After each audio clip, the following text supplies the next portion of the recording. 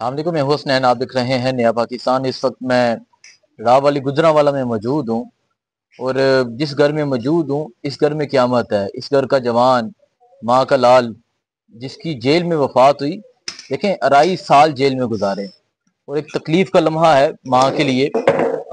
कासम की वालदा मेरे साथ मौजूद हैं।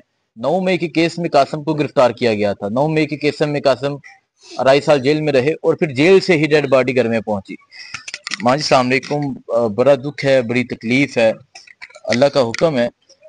लेकिन एक तरफ जुल्म भी है, एक तरफ तकलीफ भी है। आपका बेटा है, आपका जवान लाल पुत्र है आपका। बताएं, कासम के हवाले से बताएं, कासम को कब गिरफ्तार उन्होंने किया था? 19 मई को। कहाँ से? फौजी अंदर आए। अच्छा मेरा पुत्र सुता है, शेर च मैनू पुत्र सुते ने ते ओनू फाड़ के ले गए मेरे पुत्र। अच्छा, दीवार ते पूरियां ला के फौजी सा सिविल सन। ठीक है, वो सारे अंदर आए ने ते बाबूआ बने सन। फिर मेरे बच्चे दे गुर्दे वाश होने सन। वो तबीयत बड़ी खराब होंदी, रात बह के समार दी कर समार दी रात नूं आई। ਇਹ ਤੇ ਵੱਡੇ ਬੇਟੇ ਦੀ ਤਬੀਅਤ ਖਰਾਬ ਹੁੰਦੀ ਹੈ ਨਾ। ਕਾਸਮ ਤੇ ਬਿਲਕੁਲ ਠੀਕ ਸੀ। ਉਹ ਤੇ ਮੇਰਾ ਪੁੱਤਰ ਠੀਕ। ਮਤਲਬ ਇਹ 19 ਮਈ ਨੂੰ ਉਹਨੂੰ ਲੈ ਕੇ ਗ੍ਰਿਫਤਾਰ ਕਰਕੇ ਲੈ ਗਏ ਇੱਥੋਂ ਤੱਜੇ ਦੇ ਟਾਈਮ ਤੇ। ਫਿਰ ਤੁਹਾਨੂੰ ਕਦੋਂ ਪਤਾ ਚੱਲਿਆ ਉਹਨੂੰ ਕਿੱਥੇ? ਰਾਤ ਨੂੰ ਦੇ ਕਮਰੇ ਸੁੱਤੀ ਇਸ ਵਕਤ ਨਮਾਜ਼ ਪੜ੍ਹੀ, ਕੁਰਾਨ ਪੜ੍ਹਿਆ ਤੇ ਨਾਸ਼ਤੇ ਸੇ ਬਾਹਰ ਆਈ ਆ ਤੇ ਮੇਰੀ ਨੂੰਹ ਤੇ ਮੇਰਾ ਪੁੱਤਰ ਅਜੇ ਨਹੀਂ ਸੀਗੇ ਕੁੱਤੇ ਬਾਸ ਕਰ। ਉਹ ਕਹਿੰਦੇ ਨੇ ਅੰਮੀ ਕਾਸਮ ਨੂੰ ਪੜ ਕੇ ਲੈ। ਮੈਂ ਕਿਹਾ ਪੁੱਤਰਾ ਕਿਉਂ? ਕਹਿੰਦੇ ਨੇ ਪੀਟੀਆ ਦੇ ਕੇਸ ਦੇ ਨਾਲ ਉਹਨੇ ਇੱਕ ਤਸਵੀਰ ਬਣਾਈ ਨਾ ਚੌਂਕ ਤੇ, ਉਹਦੀ ਵਜ੍ਹਾ ਤੋਂ ਚਾਂਦ ਬੱਟ ਨੂੰ ਕਿਹਾ ਸਾਡੇ ਪੁੱਤਰ ਬੇਕਸੂਰ ਹੈ। ਕਹਿੰਦਾ ਤੁਹਾਡੇ ਪੁੱਤਰ ਤਾਂ ਬੜਾ ਵੱਡੇ ਜੁਰਮ ਘੇਰ ਕੇ ਗਿਆ, ਉਹਦੀ ਨਹੀਂ ਰਾਈ ਹੋ ਸਕਦੀ। ਤੇ ਸਾਡੇ ਗਰੀਬਾਂ ਸੇ ਕੋਈ ਵਕੀਲ ਜੱਜ ਨਹੀਂ ਰਿਹਾ। ਜਿਹੜੇ ਮਾਵਾਂ ਦੇ ਪੁੱਤਰ ਅੰਦਰ ਨੇ ਉਹਨਾਂ ਤੇ ਬਾਹਰ ਕੱਢ ਛੱਡ। ਹਲੇ 50 ਅੰਦਰ ਨੇ ਹਲੇ। ਉਹ ਸਾਰੀਆਂ ਦੀਆਂ ਮਾਵਾਂ ਮੇਰੇ ਕੋਲ ਆਈਆਂ ਬੱਚਿਆਂ ਦੀਆਂ ਕਿ ਕਾਸਮ ਦੀ ਮਾਂ ਦੇ ਬਾਦ ਕਿਸਮਤ ਪੁੱਤਰ ਖੋ ਬੇਟੀ ਇਹ ਛੜਿਆ ਉਹਨਾਂ ਨੂੰ। ਤੇ ਜਿਹੜੀਆਂ ਮਾਵਾਂ ਉੱਥੇ ਤਰਲੇ ਲੈਂਦੀਆਂ ਫਿਰ ਮੇਰੇ ਪੁੱਤਰ ਨੂੰ ਲੱਤ ਖੜੀ ਵੇਚੀ ਤਰਲੇ ਲੈਂਦਾ ਰਿਹਾ। ਉਹ ਜ਼ਾਲਮ ਨੇ ਦਰਦ ਹੋਣੀ ਦੇ ਦਿਲ ਦੀ। ਮੇਰੇ ਪੁੱਤਰ ਨੂੰ ਉਹਨਾਂ ਨੇ ਹੱਥ ਕੜੀਏ ਚ ਇੱਕ ਗੋਲੀ ਦੇ ਕੇ ਤੇ ਮੇਰੇ ਪੁੱਤਰ ਅੰਦਰ ਘਾਲ ਚੜਿਆ, ਨੀਂਦ ਦੀ ਗੋਲੀ ਦੇ ਕੇ। ਫਿਰ ਜਿਹੜੇ ਤੇ ਦੋਸਤ ਸਨ ਉਹਨਾਂ ਚਮਚਿਆਂ ਨਾਲ ਪਲੇਟਾਂ ਵਜਾਈਆਂ। ਇਹ ਤੇ ਕਾਸਮ ਦੀ ਤਬੀਅਤ ਬੜੀ ਖਰਾਬ ਹੈ, ਜਲਦੀ ਆਓ। ਤੇ ਉਹਨਾਂ ਨੂੰ ਨਾ ਛਿੜਕਿਆ। ਫਿਰ ਮੇਰਾ ਪੁੱਤਰ ਤੜਪ ਜਾਣਗੇ। ਮੇਰੇ ਪੁੱਤਰ ਤੱਕ ਬੋਲਿਆ ਕਿ ਸਿਵਲ ਹਸਪਤਾਲ ਤੱਕ ਲੈ ਜਾਓ ਜ਼ਾਲਮੋ, ਮੇਰੇ ਸੀਨੇ ਦਾ ਦਰਦ ਹੈ, ਮੇਰੇ ਦਿਲ ਦੀ ਦਰਦ ਹੈ। ਫਿਰ ਜ਼ਾਲਮੋ ਸਾਨੂੰ ਫੋਨ ਕਰਦੇ ਮੈਂ ਆਪਣੇ ਪੁੱਤਰ ਨੂੰ। 2.5 ਸਾਲ ਹੋ ਗਿਆ ਪੁੱਤਰ ਤੁਹਾਡਾ ਜੇਲ੍ਹ ਵਿੱਚ। ਮਾਂ ਜੀ ਅੱਲਾ ਤੁਹਾਨੂੰ ਸਬਰ ਦੇਵੇ।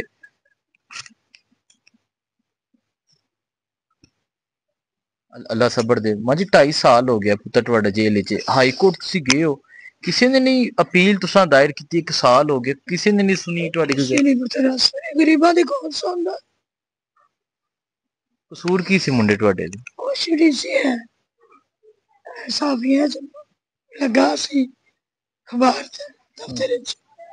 ਉਹਨਾਂ ਫੋਨ ਕੀਤਾ ਉਹਦੇ ਮਾਲਕਾਂ ਨੇ, ਇਹ ਜਿਹੜਾ ਉੱਥੇ ਨਾਂ ਲਿਖਿਆ ਨਾ ਮੇਰੇ ਪੁੱਤਰ ਦਾ ਅਖਬਾਰ ਵਾਲੇ ਦਾ, ਉਹਨਾਂ ਨੇ ਬੁਲਾ ਕੇ ਕਿਹਾ ਕਾਕਾ ਸਾਹਿਬ 2 ਤਸਵੀਰਾਂ ਚੌਂਕ ਤੋਂ ਬਣਾ ਰਹੀਆਂ ਨੇ, ਇੱਥੇ ਜਲੂਸ ਲੰਘਣ ਲੱਗਾ, ਅਸਾਂ ਸੁਬਾਹ ਅਖਬਾਰ ਤੇ ਇਸ਼ਤਿਹਾਰ ਪੇਸ਼ ਕਰਨੇ ਲੋਕਾਂ ਨੂੰ ਦੇਣੇ ਨੇ।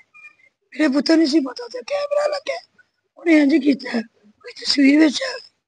ਬਸ ਇਹ ਕਸੂਰ ਹੈ ਕਿ ਉਹਨੇ ਤਸਵੀਰ ਬਣਾਉਣ ਗਿਆ ਸੀ ਤੇ ਉਹ ਕੈਮਰੇ 'ਚ ਤਸਵੀਰ ਆ ਗਈ ਤੇ 2.5 ਸਾਲ ਉਹਨੂੰ ਜੇਲ੍ਹ 'ਚ ਰੱਖਿਆ।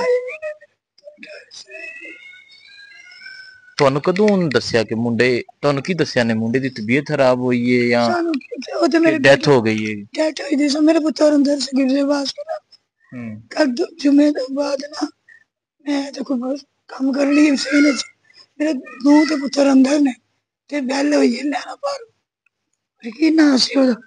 ਉਹਨੇ ਕਿਹਾ ਖੋਖਰ ਸਾਹਿਬ, ਆਸਮ ਖੋਖਰ ਸਾਹਿਬ, ਕਾਸਮ ਦੀ ਤਬੀਅਤ ਬੜੀ ਖਰਾਬ ਹੈ, ਤੂੰ ਸਿਵਲ ਲੈ ਗਏ ਨੇ ਤੇ ਜਲਦੀ ਪਹੁੰਚੋ। ਇਹਨੇ ਕਿਹਾ ਇਹਦੇ ਵਿੱਚ ਸਬਰ ਕਰੋ, ਮੈਂ ਇੱਕ ਵਾਰੀ ਫਿਰ ਤਕੀਰ ਕਰ ਲਵਾਂ। ਮੈਨੂੰ ਫਿਰ ਕੋਈ ਮੈਸੇਜ ਆਉਂਦਾ, ਫਿਰ ਦੁਬਾਰਾ ਆਇਆ। ਫਿਰ ਉਹਨੇ ਫੋਨ ਕੀਤਾ, ਆਂਦਾ ਮੈਂ ਕਾਸਮ ਦਾ ਕੋਈ ਹਾਲ ਨਹੀਂ, ਸਿਵਲ ਲੈ ਗਏ ਨੇ ਤੇ ਤੁਸੀਂ ਪਹੁੰਚੋ। मैं अपनी भतीजी घर गई, मैं क्या मेरे नवासी ने फोन कर बाद मोटरसाइकिल लेके सिविल पहुंचन, मैं भी मगर आनी हाँ और ये को फोन आ गया वो कासम का फोन है, कासम की तबीयत बड़ी खराब, जालमो तुसीं घर दे तलाक दे दिओ, तुहानू कोई टक्कर मेरा सुनाना नहीं है, ਜਿਹੜੀਆਂ ਤੁਹਾਡੀਆਂ ਵਾਗਾਂ ਰੱਬ ਨੇ ਕੋਲ ਤੁਸੀਂ ਜਦੋਂ ਫਿਰ ਉੱਥੇ ਗਏ ਹੋ ਤਰ ਮੈਂ ਤੁਸੀਂ ਨਹੀਂ ਗਏ, ਠੀਕ ਹੈ। ਅੱਛਾ, ਉਹ ਮੈਨੂੰ ਪਹਿਲੇ ਤੁਹਾਡੀ ਮੰਗਲ ਵਾਲੇ ਦਿਨ ਮੁਲਾਕਾਤ ਹੋਈ ਸੀ ਕਾਸਮ ਨਾਲ? ਜੀ ਮੇਰੀ ਹੋਈ ਬੇਟੇ ਤੇ ਕਾਸਮ ਨੇ ਤੁਹਾਨੂੰ ਕੋਈ ਗੱਲ ਆਖੀ ਕਿ ਮੈਨੂੰ ਕੋਈ? ਮੈਨੂੰ ਕੋਈ ਨਹੀਂ, ਮੇਰੇ ਪੁੱਤਰ ਨੂੰ ਜਾਂ ਮੰਗਲ ਦੀ ਰਾਤ ਨੂੰ ਹੋਈ ਹੈ ਤਾਂ ਬੁੱਧ ਦੀ ਰਾਤ ਨੂੰ ਤਕਲੀਫ ਹੋਈ। ਮੰਗਲ ਤੱਕ ਕਾਸਮ ਬਿਲਕੁਲ ਠੀਕ ਸੀ। ਬੁੱਧ ਫੋਨ ਕੀਤਾ, ਮੈਂ ਨਹੀਂ ਸੁਣਿਆ, ਭੈਣ ਨੇ ਸੁਣਿਆ, ਉਹਨਾਂ ਗੱਲਾਂ ਹੋਈਆਂ ਤੇ ਮੈਂ ਪੁੱਤਰਾਂ ਨਹੀਂ ਸੁਣੀਆਂ। ਤੇ ਮੈਂ ਜਦੋਂ ਮੰਗਲ ਦੀ ਤੁਹਾਡੀ ਮੁਲਾਕਾਤ ਹੋਈ ਹੈ ਕਾਸਮ ਨਾਲ ਤੇ ਕੀ ਤੁਹਾਡੀ ਗੱਲਬਾਤ ਹੋਈ ਸੀ ਕਾਸਮ ਨਾਲ? ਕੀ ਕਹਿੰਦਾ ਮੈਂ ਕੀ ਖਾਣਾ ਲਿਆਂਦਾ? ਅੱਛਾ, ਮੈਂ ਕਿਹਾ ਬੇਟਾ ਜਿਹੜਾ ਰਾਇਤਾ ਚਾਵਲ ਮਿੱਠੇ ਲੂਣ ਨਾਲ ਸ਼ੱਕਰ ਹੈ, ਮੇਰੇ ਮੂੰਹ ਪੱਕਿਆ, ਸ਼ੱਕਰ ਭੇਜੋ। ਮੈਂ ਵੀ ਸ਼ੱਕਰ ਭੇਜੀ ਹੈ, ਫਿਰ ਠੰਡੀਆਂ ਗੋਲੀਆਂ ਨਹੀਂ ਹੁੰਦੀਆਂ ਸਵੇਰ ਉਹ ਭੇਜੀਆਂ ਨੇ, ਅੱਗੋਂ ਅੰਮੀ ਸਭ ਕੁਛ ਆ ਗਿਆ। ਮੈਂ ਕਿਹਾ ਮੈਂ ਜਦੋਂ ਦੁਲਾਰੀ ਨੇ ਨਾ ਗਾਉਂ ਦੇ ਬੱਚੇ ਇਹਨਾਂ ਨੇ ਸੂਟ ਨਹੀਂ ਲਿਆ, ਕਹਿੰਦੇ ਨੇ ਕੋਈ ਨਹੀਂ ਆਰਡਰ ਕਰ ਦੇ ਕੱਪੜੇ ਪਾਉਂਦੇ ਪੁਲਿਸ ਵਾਲਿਆਂ ਨੇ। ਮੈਂ ਕਿਹਾ ਜ਼ਾਲਮ ਉਹਨਾਂ ਜੁਮਾ ਪੜਨਾ ਹੁੰਦਾ, ਵਰਦੀ ਚ ਜਾਇਜ਼ ਨਹੀਂ ਹੈ ਕੈਦੀ ਨੂੰ ਜੁਮਾ ਪੜਨਾ। ਆਂਦਾ ਕਿੱਥੇ ਲਿਖਿਆ? ਮੈਂ ਉਹ ਸੂਟ ਮੇਰੇ ਵਿੱਚ ਰੱਖ ਲਈ। ਆਂਦਾ ਮੈਂ ਮੇਰਾ ਇੱਕ ਚੀਜ਼ ਸ਼ਾਬਰ ਸਾਰੀਆਂ ਚੀਜ਼ਾਂ ਨੇ, बेटा हर चीज तेरा साबर है। काश में सार ते ले गया, पीटीए 16 नंबर ले गया, ते मेरे बच्चे ध्यान ना खा ली मौसम हो रहा है। फिर आंदा मैं घर टोर जो क्यों कर लिया? मैं क्या पुत्रा मैं की करा, मैं थोड़ी तबीयत नहीं ठीक होंगी। उतो जाली च मैं 2000 पुत्र नूं पढ़ाया, मेरे पुत्र ने मैनूं हां जी कीता, हां जी कीता। मेरा पुत्र फिर छोटी जाली को आ गया, उते आके वेख्या सू पुलिस वाला अगे को नहीं, मैं दरवाजा खोलिया, आंदा मेरे घर ध्यान ना जाया जी, अम्मी जी तो शब नूं पे आ जाओ ले जाओ जी। माँ किस तकलीफ में है? एक बेटा जो जवान बेटा 31 साल उस बेटे की उम्र है, और फिर उसे बेगुनाह, वो एक सहाफी है, वो रिपोर्ट करने गया और उसे 9 मई के केस में डाला गया। ये घर दिखाएं जरा, इस तरफ घर दिखाएं। ये घर जो है ये टूटा हुआ घर है, जिसकी 4 दीवारी का तकद्दुस पमाल किया गया। 4 दीवारी क्रॉस करके फिर इस तरफ आए, 4 दीवारी तकद्दुस पमाल करके फिर इस तरफ आए, दरवाजा तोड़ दिया और फिर उसको गिरफ्तार करके लेकर गए। सिर्फ क्या किया कि उसने एक तस्वीर खींची, और अगर कोई जुर्म होता तो साबित करते। 2.5 साल जेल में रखा, जेल में तकलीफ हुई, और जब तकलीफ हुई तो इसने बताया तो उसे एक इंजेक्शन लगा के भेज दिया। कोई प्रॉपर चेकअप नहीं किया गया, कुछ नहीं किया गया। माँ जी के लिए बहुत तरले किए मेरे पुत्र ने, बहुत रिक्वेस्ट की। सुबह सारी औरतां यहाँ फिटे दियां मेरे पुत्र नूं वेखण लई कट्ठियां नहीं चाहदियां, चाहिए भी नहीं, कहंदी ने आंटी भैन जी तुहाडे पुत्र नाल होया, साडे पुत्र इत्थे रोंदे ने, कासों ने बड़ा जुल्म होया, बड़ी ज्यादती कीती ते जालम उस टाइम मेरे पुत्र नूं ले जांदे, उन्होंने तलाक दे देंदे। मैं किसी भैग में पढ़ के 10-20 साल ठीक है, पुत्र नूं तेल दा लवा, मेरे पुत्र नूं दूजी बार अटैक ना हुंदा, उन्हें मेरे पुत्र हेठ ते होए ने, ते फिर इन्हां ने पोस्टमार्टम करके मेरे पुत्र दी हर चीज कढ लई है। कितने ले गए का भरोसे सी तो। अच्छा, पोस्टमार्टम वास्ते भी जदों लेके गए मेरा उदों भी हथकड़ियां ला के लेके गए ने। मतलब आप अंदाजा लगाएं कि उस नौजवान की जेल में डेथ हो चुकी है, और फिर जब पोस्टमार्टम के लिए लेकर गए हैं तो हथकड़ियां लगा कर लेकर गए हैं। वो उस नौजवान की डेथ हो गई है, उसने कहाँ भागना था? इतना जुल्म किया गया इस रियासत की जानिब से, इस पुलिस की जानिब से, वो जो जेल में बैठे लोग हैं उनकी जानिब से कि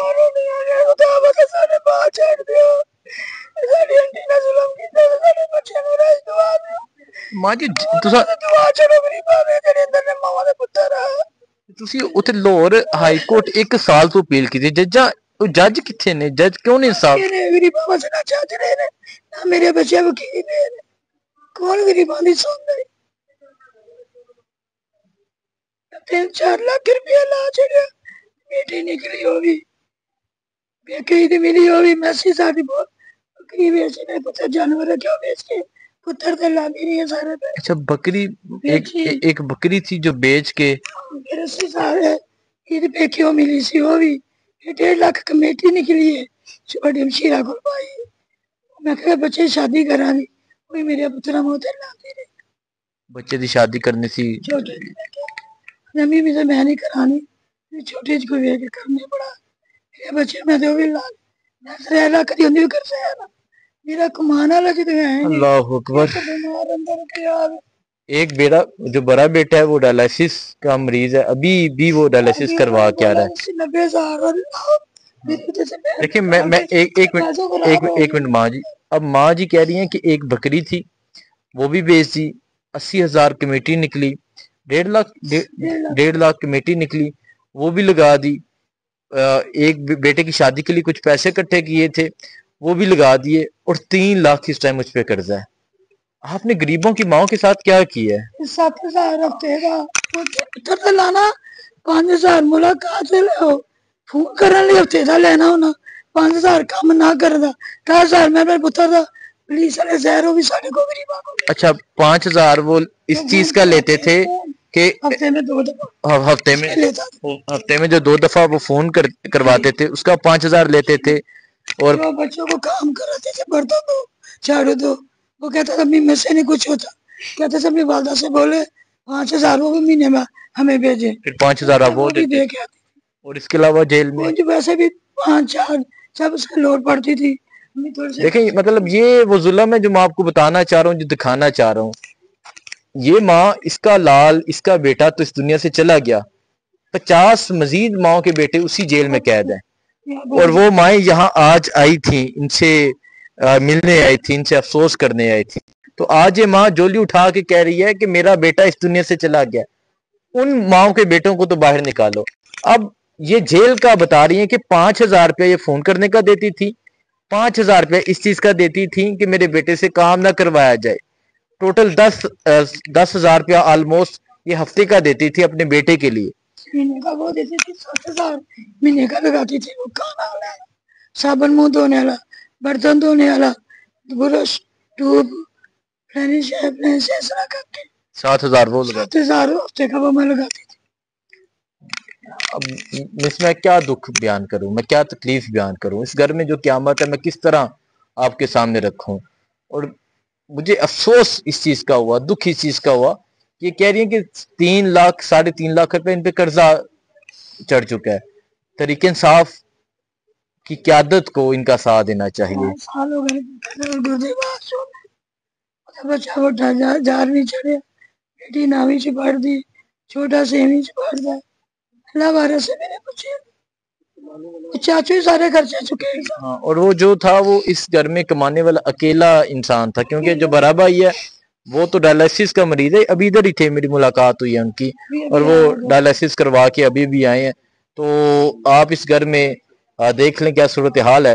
तो माँ जी कोई तुसी कोई पैगाम देना चाहोगे कोई अदारियां नू या जिन्हां ने तुहाडे पुत्र नाल इंज कीता उन्हां नू कोई पैगाम देना चाहोगे?